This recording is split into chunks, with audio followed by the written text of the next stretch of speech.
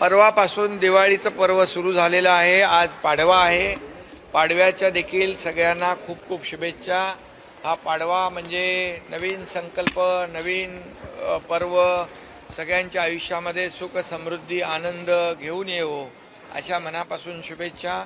सगळ्यांना शुभेच्छा। तमाम महाराष्ट्रातल्या लाडक्या बहिणींना, लाडक्या भावांना, लाडक्या ज्येष्ठांना, लाडक्या शेतकऱ्यांना सगळ्यांना शुभेच्छा। बळीराजाचं आलेलं संकट दूर हो आणि त्याच्या आयुष्यात देखील हा पाडवा सुखाचे, आनंदाचे, समृद्धीचे दिवस घेऊन येवो।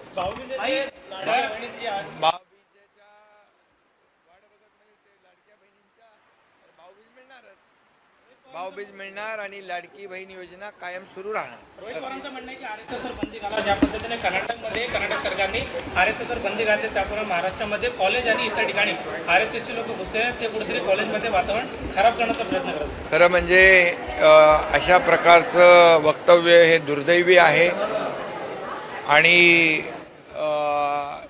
निषेधार्ह आहे। याची निंदा, निषेध करावा तेवढा कमी आहे। कारण RSS राष्ट्रीय स्वयंसेवक संघ हा एक कडवट देशभक्त, राष्ट्रभक्त ही संघटना आहे आणि कधी जेव्हा आपत्ती संकट येतं त्यावेळेस RSS ही संघटना धावून जाते आणि प्रखर राष्ट्रभक्त आणि देशभक्ती वर काम करणारं हे RSSचं संघटन आहे। आणि खरं म्हणजे अशा RSSवर बंदी घालावी असं म्हणणं अतिशय दुर्दैवी आहे, अतिशय चुकीचं आहे।